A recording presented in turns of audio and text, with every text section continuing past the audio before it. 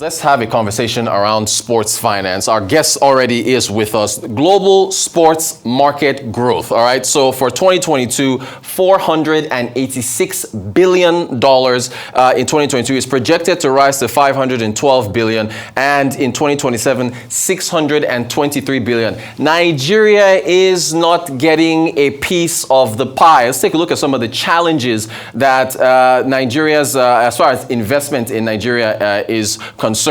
So, all right, low private sector funding, low foreign direct investment, poor infrastructure, lack of cost-reflective tickets. Kenneth Ezaga is with us. He's a host of, what's the name of your radio show where you talk about sports business? Sports Business with Orufuo Ezaga. Sports Business with Orufuo Ezaga. You're very welcome. Thanks for joining us. So, I'm happy to be here. Now, so where do we begin here? Do you want to add to this list as far as why we're not getting enough investments in sports in Nigeria? Okay, I think what I'd first of all say is that the Nigerian sports market is huge.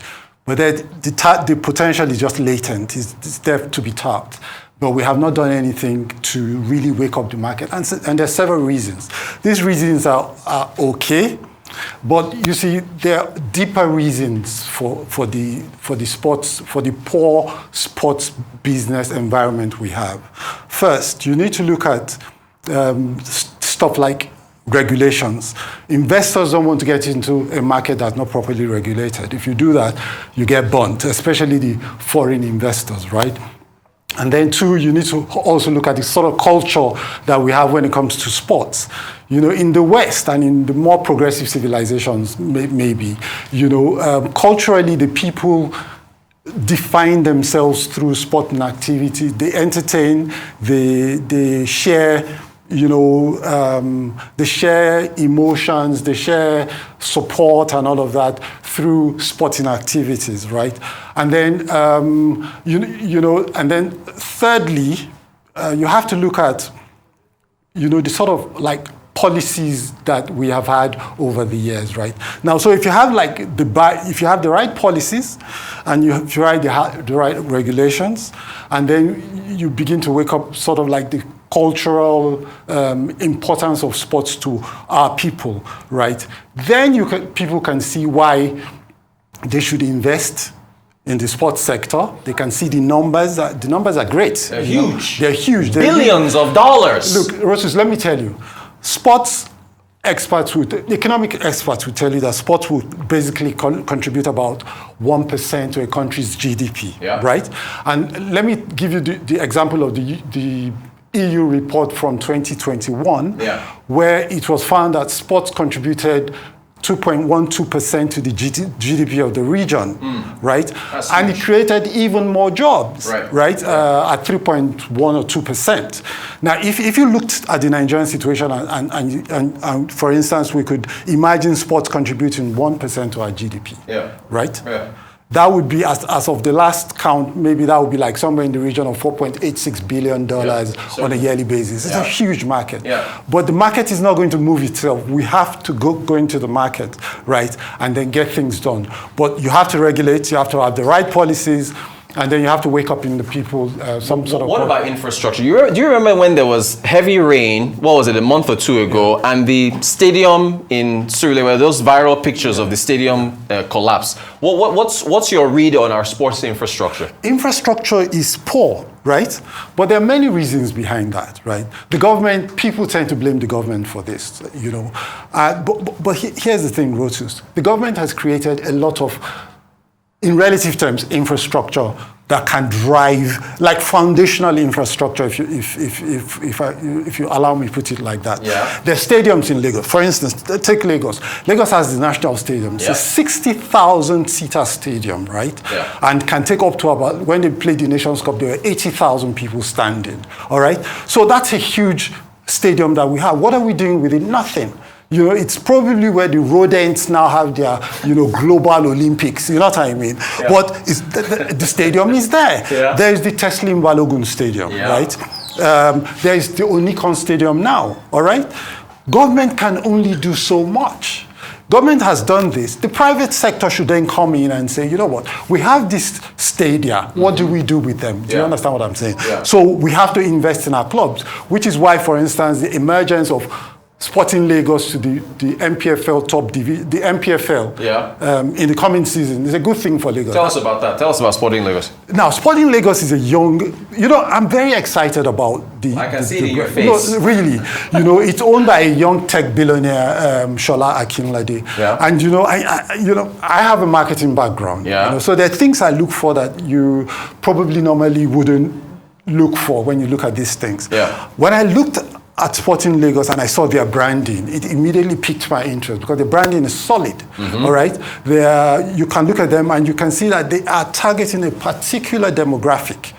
In the short term, it works. I'm talking about young, upwardly mobile types in Lagos, who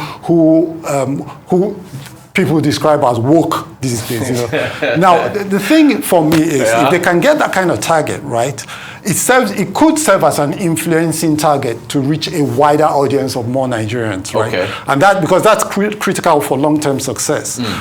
So Sporting Lagos coming into the top flight is great for Lagos that has not had a proper team in the MPFL for a while. Okay, but there are, I'm from Delta State. I support Warri Wolves, right? But I don't really watch Warri Wolves matches. Okay. Now the thing is, the investment in the other teams around the country. How do you replicate what Sporting Lagos is? So Sporting Anambra or Sporting Kaduna or Sporting Benue. In this investment, and we keep talking about, when we talk about real estate, it's always Lagos and Abuja. When you talk about tech startups, it's Lagos and Abuja. So how do we expand this and scale it across the country? Okay, see, interesting point you've raised, right? But for two reasons. One, ideally, Lagos and Abuja should be like at the very top of the sports industry, or like the football league in this case, right? But these are two centers in Nigeria that perform really poorly when it comes to the MPFL. Lagos, we've had 51 seasons of the MPFL. Lagos teams have only won the title 3 times. Julius Berger twice and stationery stores once. All right. So it shows that the infrastructure that you're speaking about, like Warri Wolves have their own stadium that they can. I'm from Delta State as well. But I grew up in Bendel State. Are you a Warri Wolves fan? No. Why? I'm a Bendel Insurance fan. Okay, because fine. That's what I grew up. I started supporting Bendel Insurance in my preteens. Sorry. So now it's very difficult for me to leave that on the basis of my current geographical location. Arrangement to go to. So basically what I'm trying to say is that there's potential, Even up country, there's potential. The biggest teams are from the southeast. Eyimba have won the championship 9 times. Rangers have won the championship 7 times. But Lagos should be up there. With all of our big stadiums, Lagos should be a big place. I got to quickly, because we're running out of time, we have to touch on this. Cost-reflective tickets. You were mentioning the stadiums in Lagos, 60,000 capacity. Those ticket prices, I have to say, we hear that they lower them because they want to get more people in, because if they hike the cost of the tickets, people won't come. So with this Lagos initiative, with this tech billionaire, he's invested all this money in it. He's got to make his money back, right? This is the same thing with electricity tariffs, fuel subsidies, subsidy everywhere, train tickets. How do you get a private sector from overseas in Germany or the United States to invest money in Nigeria if the ticket prices will not reflect a good return on investment? Okay, but see, ticket prices are important, but that's not where money is in sports. Okay. That's not where money is in football. The most money is in television rights. Today it's television and streaming, right? And we're talking some really big money here, right?